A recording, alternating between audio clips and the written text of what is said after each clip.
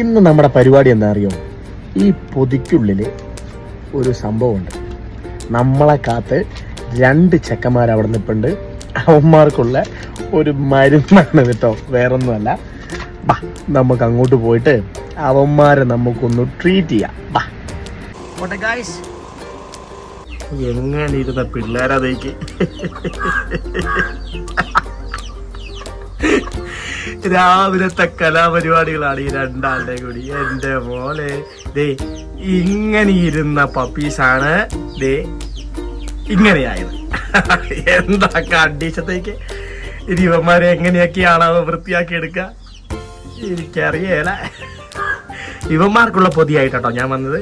അതിനകത്ത് വേറൊന്നല്ല, ഇവന്മാരെ വില ഇളക്കാൻ വേണ്ടിയിട്ടുള്ള പരിപാടിയായിരുന്നു. അതൊക്കെ സെറ്റ് ആക്കിയിട്ടുണ്ട്. നോക്കിയേ, ഇവന്മാർക്കുള്ള തീറ്റ ആരാ തിന്നുകയെന്ന് നോക്കിയേ. എല്ലാ അവന്മാരും മത്സരിച്ച് വന്ന് തിന്നാണ്.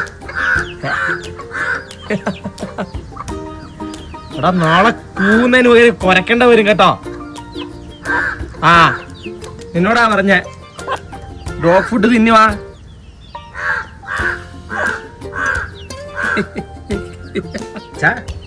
ഡോഗ് ഫുഡാ തിന്നുന്നേ മോനെ. കൂവണ്ടയാണ്, കുരക്കേണ്ടയല്ല.